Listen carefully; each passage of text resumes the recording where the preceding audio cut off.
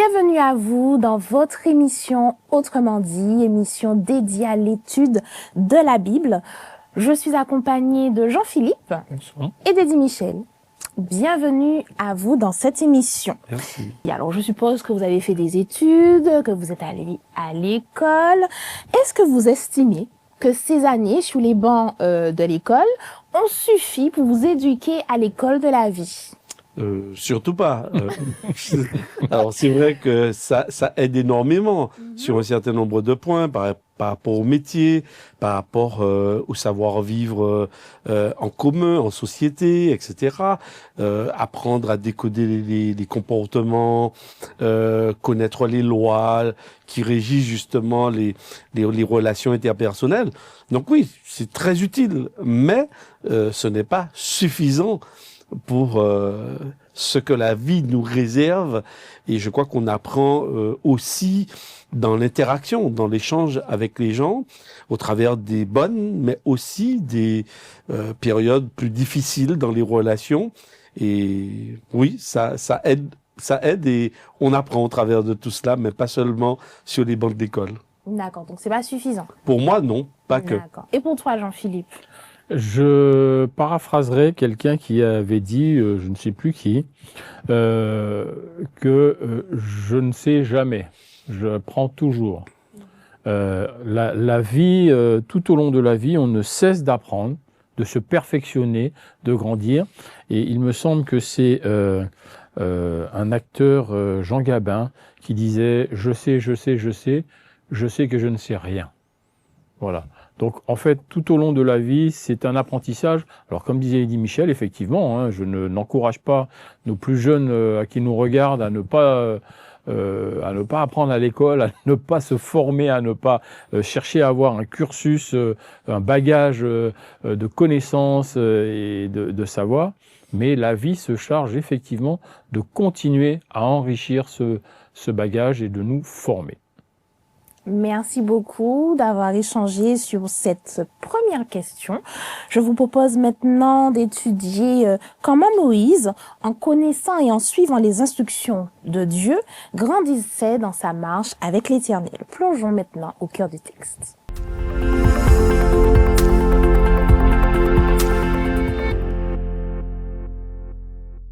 Exode 33, verset 7, Moïse prit la tente et la dressa hors du camp. À quelque distance, il appela tente d'assignation, et tous ceux qui consultaient l'Éternel allaient vers la tente d'assignation qui était hors du camp. Tente d'assignation, désignée 2 fois dans ce texte, qu'est-ce que la tente d'assignation ? Alors, dans le texte que tu viens de citer, effectivement, on voit apparaître une tente. Et dans d'autres versions, il est parlé de la tente de la rencontre. D'ailleurs, tente d'assignation, c'est une rencontre, un rendez-vous secret. Voilà. Donc c'est un lieu privilégié, puisque le tabernacle n'est pas encore construit au moment où se déroule cet épisode, puisque Moïse va recevoir un certain nombre d'instructions. Sur les vêtements, sur les prêtres, sur les dimensions effectivement du tabernacle, ce qu'on va appeler le sanctuaire. Mais à ce moment, il y a un lieu où Moïse privilégie ce temps d'échange avec Dieu, où va questionner Dieu. Et le peuple, et on le voit aussi dans le texte que tu as lu, il va aussi pour consulter l'Éternel. Donc, il y a un lieu, parce que là aussi, on a besoin de symbolisme, on a besoin de représentation. Eh bien, ils ne restaient pas premièrement dans leur tente, mais ils sortaient justement pour aller parler à Dieu, s'adresser à Dieu, et on découvre que c'est un lieu privilégié, en tous les cas, par Moïse. On parlait en début d'émission de formation, d'école. Est-ce qu'on peut dire que la tente d'assignation, la tente de la rencontre, est un lieu de formation ? Formation non seulement pour Moïse, mais pour tous ceux qui s'y rendaient. Mais il ne faudrait pas géolocaliser et rendre ça uniquement comme le lieu de formation. Puisque Dieu nous forme, et il formait les individus qui constituaient le peuple d'Israël à ce moment-là, à tout endroit. Et on a vu sur la montagne, dans les chapitres précédents, Eddie Michel parlait du tabernacle, toutes les dimensions, de quoi ce seraient les matériaux qu'il faudra utiliser, etc. Il les a reçus sur la montagne. On a parlé dans une leçon précédente de la formation de Moïse dans le désert de Madian. Donc, ce n'est pas le seul et unique endroit, mais il y avait cet endroit bien particulier, et je découvre ce que Eddie Michel nous dit, que c'était un petit peu comme un endroit secret, un endroit un petit peu privilégié, un moment et un endroit bien particulier où Dieu recevait que Moïse, mais le texte également nous parle de tous ceux qui désiraient le rencontrer. Alors ici, on parle de rencontre. Généralement, moi, quand je veux rencontrer quelqu'un, je vois cette personne. Donc, est-ce que là, tous ceux qui allaient dans cette tente rencontraient Dieu physiquement? Est-ce qu'ils le voyaient? Alors, certainement pas. Mais le texte nous dit dans Exode chapitre 33 verset 11, l'Éternel parlait avec Moïse face à face, comme un homme parle à son ami. Donc, Moïse, en tous les cas, avait l'opportunité de parler avec Dieu en face à face. Maintenant, est-ce qu'il le voyait? Lorsqu'on lit le chapitre 34, on voit que Moïse va demander de voir Dieu. Il veut voir la gloire de Dieu. Voir la gloire de Dieu, c'est voir Dieu. Il veut le toucher, il veut le voir. Et Dieu va lui dire, personne ne peut me voir tout en restant en vie. Donc, c'est pas que Dieu veuille se cacher, mais l'homme est la condition dans laquelle l'homme se trouve aujourd'hui, dans cette rupture constante avec Dieu, même si c'est vrai qu'il y a l'alliance, même si il y a cette grâce de Dieu qui s'exerce, il ne peut plus soutenir la présence de Dieu et le regarder avec ses propres yeux. D'accord? Donc, Dieu va trouver aussi, et d'ailleurs dans la Bible, il y a plusieurs manifestations de Dieu, donc des théophanies de Dieu, où Dieu va se rendre visible sans pour cela qu'il éblouisse et qu'il n'extermine l'être humain qui est en face de lui. Et c'est pourquoi parfois on parle de l'ange de l'Éternel, par exemple, qui apparaît et que l'on voit en forme d'homme. Mais on sait effectivement que là, c'est aussi la divinité qui apparaît. Donc Dieu a plusieurs manières, en tous les cas, de se révéler, de se montrer, mais s'il faut le voir vraiment dans toute sa splendeur, là, ce que Moïse, en tous les cas, demandait après dans le chapitre 34 était un peu difficile pour que Dieu puisse le réaliser. Apporter un petit complément à ce qu'Eddie Michel dit, c'est parce que c'est vrai que c'est pas le texte peut laisser, on n'est pas dans le contexte. Donc ça, nous sommes en 2025 et nous avons un langage, une façon de parler qui n'est pas forcément aussi clair que pour comprendre ce que le texte nous dit d'une autre époque. Parler à Dieu face à face, là je parle à Eddie Michel face à face. Tu le vois. Voilà, je le vois, je vois. Toucher. Je n'irai pas jusque-là, mais j'ai la possibilité de le faire. Mais voir Dieu face à face, c'est peut-être pas voir. Non, ce n'est pas voir Dieu dans toute sa splendeur, voir ses formes, voir son, etc. Mais il y a une représentation, il y a quelque chose quand même qui était un visuel. Il semble la présence de Dieu. Je peux utiliser peut-être ce mot. Il y a un visuel, il y a quelque chose qui représente Dieu et qu'il peut échanger. C'est-à-dire que Dieu, je lui parle, mais je lui parle par l'intermédiaire de l'esprit, par l'intermédiaire de la parole, par l'intermédiaire des uns et des autres.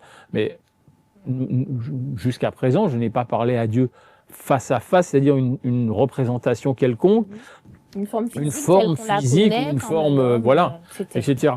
Or, Moïse, lui, non seulement il lui parlait sous cette forme-là, mais il a demandé de voir toute la magnificence, toute la splendeur de Dieu. Et c'est ce qu'Eddie Michel nous rappelait. Eh bien, Dieu lui a dit, non, ça c'est pas possible. Par contre, je vais te faire voir ma bonté. Moïse avait la possibilité de voir Dieu face à face. Est-ce qu'il était le seul à pouvoir voir Dieu face à face. Oui, tout à fait. Oui, C'était le secret. c'est ce que le texte dit. Ils avaient accès à la tente Alors, de la rencontre, oui. mais ils ne pouvaient pas voir Dieu face à face. Alors, il est dit dans le texte que Josué, nous dit le texte, il restait constamment dans la tente. Mais le texte ne nous dit pas forcément ce que Josué voyait ou pas. En tous les cas, il entendait, et quand le texte dit qu'il pouvait parler comme à un ami, ça veut dire qu'il y a dialogue. Et quand il y a dialogue, en quelque part, il y a deux êtres qui parlent, visibles ou invisibles. Mais en tous les cas, ils se parlent. Et donc Josué, certainement, devait assister. Il participait à cette présence de Dieu, à ces conversations que Moïse pouvait avoir avec Dieu. Mais c'est quelque chose de vraiment d'extraordinaire, hein, ce qui se passait là. Et le peuple était conscient que Moïse parlait avec Dieu. C'était pas quelque chose qui se faisait en catimini. Non. Le peuple, d'ailleurs, quand on voyait après Moïse, on voyait que le visage de Moïse était resplendissant. Donc ça veut dire que il y avait des manifestations visibles aussi de cette rencontre et de ce dialogue, de cette proximité qu'avait Moïse avec Dieu. Alors, juste une petite précision. L'étude précédente de la semaine dernière, Eddie Michel nous avait relaté Exode 24. Je me permets d'y replonger. Exode 24, verset 9. Moïse monta avec Aaron, Nadab et Abihu et 70 anciens d'Israël. Ils, au pluriel, virent le Dieu d'Israël. Sous ses pieds, c'était comme un ouvrage de saphir transparent, comme le ciel lui-même dans sa pureté. Donc, ils ont vu une représentation. Ils n'ont pas vu Dieu dans toute sa gloire, mais ils ont vu une représentation. Au moins, c'est 70, plus ceux qui ont été nommément cités. Donc, effectivement, Dieu, à certains, à ce moment-là, s'est présenté dans l'attente. Eh bien, il y avait... le texte ne le dit pas, on ne sait pas comment ils échangeaient avec lui, mais en tout cas, ils avaient un endroit physiquement où ils s'entretenaient avec Dieu. En tout cas, c'est ce que le texte nous précise. D'accord, merci Jean-Philippe. Alors, Exode 33, verset 18, dit que Moïse a demandé à Dieu, fais-moi voir ta gloire. Mais pourquoi Moïse ne s'est pas contenté de voir Dieu face à face? Alors, je prendrai juste une petite métaphore avec toute la réserve qui est...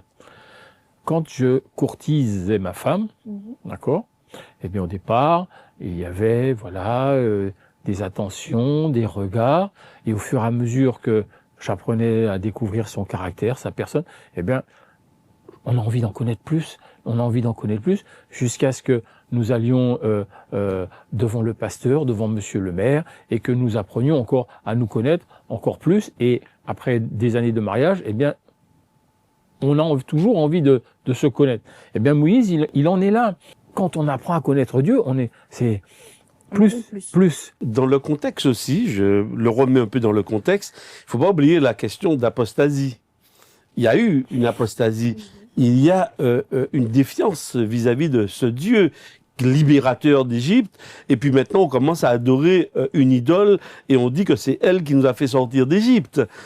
Moïse, et là on est vraiment dans l'intercession parce que quand on lit le chapitre 33, on voit bien que Moïse veut s'assurer que Dieu ne va pas lâcher le peuple et Moïse au milieu du désert. Il veut avoir la preuve que Dieu lui a fait grâce. À plusieurs reprises, il le lui dit. Par exemple, au verset 15, « Si tu ne marches pas toi-même avec nous, ne nous fais point partir d'ici. » Comment sera-t-il donc certain que j'ai trouvé grâce à tes yeux? Donc, Moïse, lui, demande à Dieu une preuve. Je veux savoir que j'ai trouvé grâce, que tu as fait grâce non seulement à moi, mais aussi au peuple. Là, il plaide, il intercède pour les deux. Et Dieu lui répond, au verset 17, « Je ferai ce que tu me demandes. » Incroyable, hein? Dieu qui dit à Moïse, « Je ferai ce que tu me demandes, car tu as trouvé grâce à mes yeux, et je te connais par ton nom. » Donc ça veut dire que le texte parle beaucoup de la grâce. Moïse veut être sûr, certain, Dieu lui dit, je ferai ce que tu demandes. Et sache une chose, Moïse, tu as trouvé grâce à mes yeux. Et c'est là où Moïse va dire à Dieu, écoute, si j'ai trouvé grâce à tes yeux, alors donne-moi quelque chose que tu n'as jamais fait. Fais-moi voir ta gloire. Je veux te voir. Et alors, entre voir ta gloire et voir Dieu, en fait, c'est quand Dieu va lui répondre. Mais Moïse, personne ne peut me voir et vivre. C'est là où on comprend que Dieu sait très bien ce que Moïse lui demande. C'est pas simplement une manifestation, parce que Moïse avait déjà eu, c'est vrai, il avait vu des éclairs, il avait vu des tonnerres, il parlait avec Dieu comme un ami. Mais en fait, il veut aller beaucoup plus loin dans la relation et s'assurer. Pour lui, c'est seulement si Dieu se montre tel qu'il est, là, il a la preuve tangible, que voilà, la grâce de Dieu, elle est vraiment là, elle est tangible. Mais qu'est-ce que la gloire de Dieu? Moi, la manière dont je comprends. Alors là encore, c'est pas écrit dans le texte, mais c'est de voir toute la puissance, la splendeur, la grandeur, la gloire de Dieu. Moi, c'est comme ça que je le comprends. Je ne sais pas si Eddie Michel peut nous apporter peut-être un éclaircissement supplémentaire, mais c'est vraiment tout ce que tu es, en fait. J'ai envie de voir tout de toi. Et je dirais, parce que le mot gloire est aussi en lien avec le proie.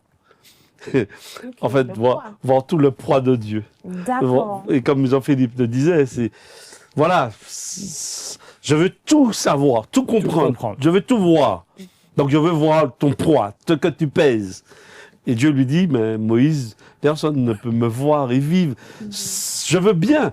Et Dieu va lui répondre Donc, quelque chose de... La réponse ici de Dieu, c'est un non. Non, Dieu lui répond. Hein. Donc il lui donne quand même Et Dieu... une réponse. Ah oui, Dieu lui dit. L'Éternel répondit, je ferai passer devant toi toute ma bonté et je proclamerai devant toi le nom de l'Éternel.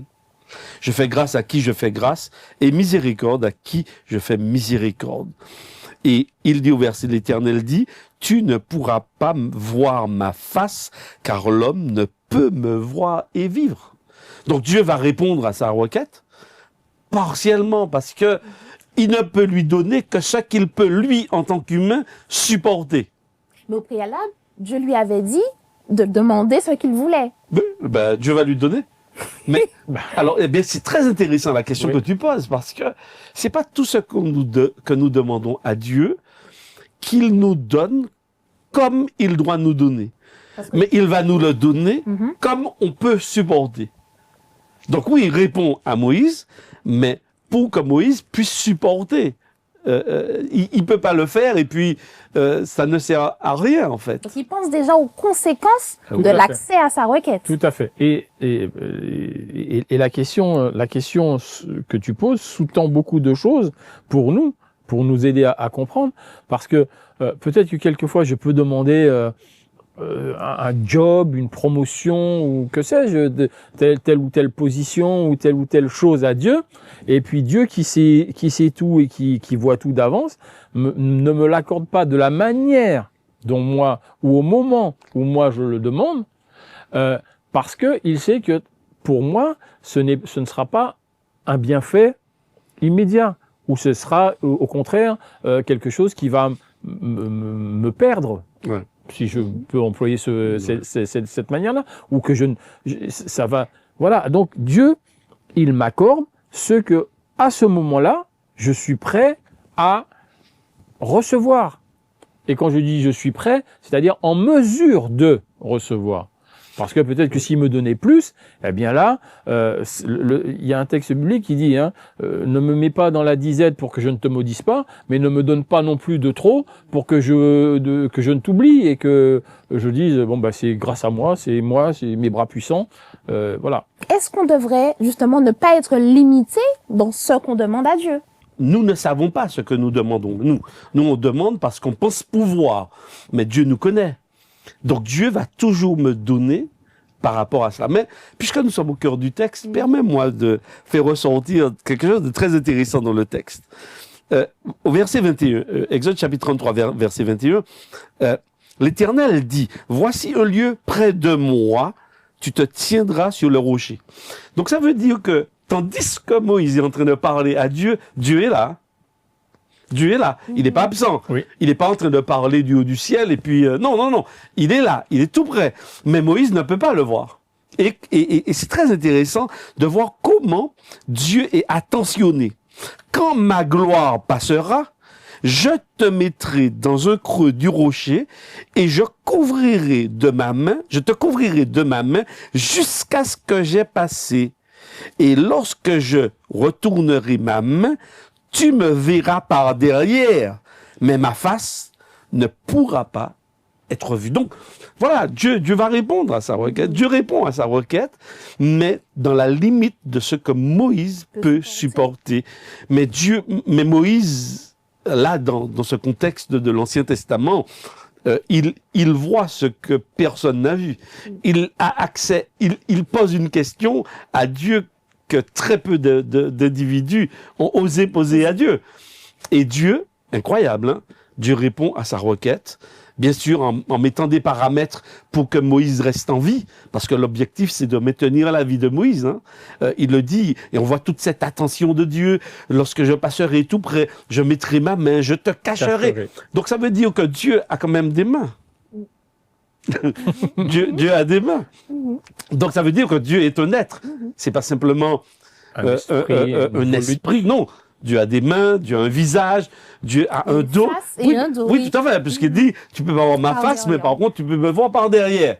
Donc, on voit quand même qu'il y a des éléments qui sont donnés à Moïse, qui nous sont donnés à nous également, pour comprendre que le Dieu de la Bible est suffisamment personnel, d'accord, mais il est suffisamment aussi proche de nous. Il n'est pas éloigné de nous. C'est pas un être étrange. Il a une face, il a un dos, il a des mains, il a des pieds.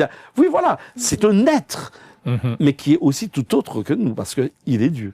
Patience, bonté, beauté, bienveillance, que des qualités que nous allons retrouver. Fidélité. Au sein du caractère et de la gloire de notre Dieu.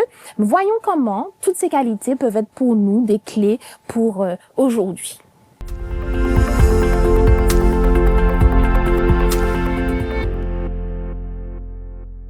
La gloire de Dieu, nous l'avons vu, se révèle dans sa beauté, son caractère, dans tout ce qui est de bon qui se trouve en Dieu.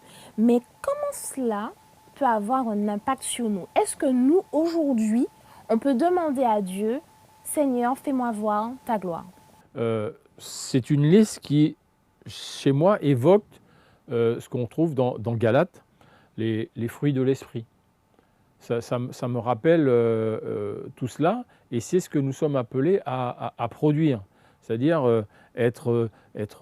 montrer de la bonté, de la miséricorde, de la patience, de la bienveillance, de la douceur, etc. Bon, je ne vais pas lister tous les quartiers du fruit, mais ça me rappelle cela, et nous sommes appelés à cela. Et en fait, nous devenons, en quelque sorte, encore une fois, toute proportion gardée, nous devenons les reflets de la gloire de Dieu. Comme quand Moïse est descendu de la montagne, que son visage reflétait cette bonté, cette gloire, il n'a pas vu toute la gloire de Dieu, mais c'est sa rencontre avec Dieu, eh bien, les autres ont vu son visage rayonner parce qu'il en était arrivé dans tout son parcours, dans tout son cheminement, du désert de Madian, etc., toutes ces différentes rencontres avec Dieu, il en était venu à refléter. Et quand, dans Galates, nous sommes invités à avoir en nous le fruit de l'esprit, c'est aussi, nous reflétons la gloire de Dieu. Toute proportion gardée, bien entendu. D'accord. Donc, nous aussi, on peut être amenés à voir le visage resplendissant parce qu'on a rencontré Dieu face à face et parce qu'on a vu toutes les bontés, la bonté avec un grand L majuscule de Dieu. Alors effectivement, de la même manière que Moïse, dans ce contact avec Dieu, dans cette proximité avec Dieu, reflétait le caractère de Dieu dans sa gestion avec le peuple, dans son fonctionnement, non seulement sur son visage, mais dans son fonctionnement au quotidien, le peuple reconnaissait Dieu dans la vie de Moïse. De la même manière, nous aussi, si nous passons du temps à comprendre, à méditer justement sur cet amour de Dieu, sur son pardon, sur sa patience envers nous, si nous l'accueillons au travers de la personne de Jésus et que nous en faisons le sujet de notre méditation quotidienne, je dirais. Alors quand je parle de quotidienne, je ne dis pas simplement à un instant T dans la journée. Je parle de la journée d'une façon générale. D'avoir peut-être cette tente d'assignation, nous aussi? Oui, parce que la tente d'assignation, en fait, elle est dans notre cœur, dans notre esprit. Donc, avoir cette relation constante avec Dieu, alors je crois qu'il est tout à fait possible de refléter le caractère de Dieu et de refléter justement toute cette bonté de Dieu. Donc, Dieu ne s'est pas simplement révélé pour se faire connaître, oui, mais l'objectif de Dieu, c'est que nous puissions aussi lui ressembler et qu'on puisse véhiculer, être des porteurs de ces valeurs autour de ceux qui sont avec nous, avec lesquels nous vivons, que nous fréquentons au travail, à la maison, au supermarché et ailleurs.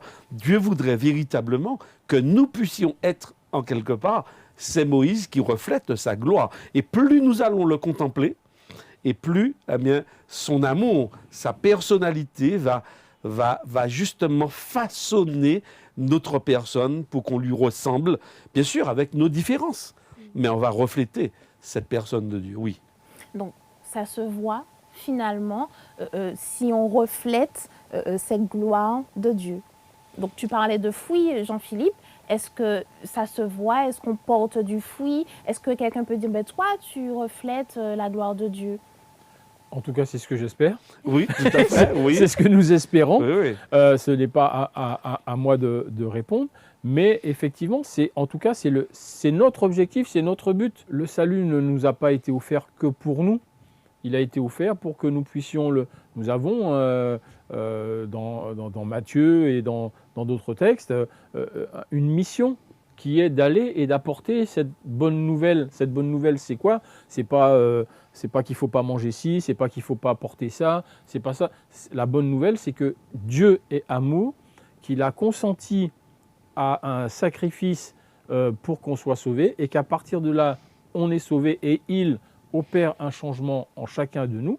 Et moi, Eddy, et toi, et tous ceux qui nous regardent, je le souhaite, lorsque nous acceptons ce sacrifice qui a été consenti pour nous, eh bien, ça ne peut pas rester sans un effet. Si ça reste sans un effet, il y a un problème. Il y a quelque chose, on est passé à côté. Jean-Philippe a parlé tout à l'heure de fruits. Ce matin, j'étais dans mon jardin et j'ai aperçu une mangue. Mais il y a une mangue parce qu'il y a un manguier. Et c'est la sève du manguier qui fait qu'à un moment donné de l'année, on voit les fruits apparaître. Donc oui, la connexion avec Jésus produit de fait des fruits. Et quand on voit les fruits, comme j'ai fait ce matin, je m'approche. Donc tous ceux qui voient le fruit de Jésus en nous vont s'approcher également de nous pour connaître. Et ils seront eux-mêmes greffés aussi à l'arbre et porteront par là même les fruits. Parce que les fruits sont le résultat de la connexion, de cette contemplation avec Dieu. C'est elle qui produit le fruit. Et c'est la grâce de Dieu qui s'exprime là encore. Exactement. Et pour le souligner, le manguier n'a pas fait d'orange. Non, il a bien fait des mangues. Tout à fait, voilà. oui, tout voilà. à fait. Oui. Eh ben, je vous remercie, messieurs, d'avoir participé à cet échange. Merci à vous de nous avoir suivis. N'hésitez pas à liker, à partager cette vidéo autour de vous si vous l'avez appréciée. Et puis, n'oubliez pas de rester connecté à Christ.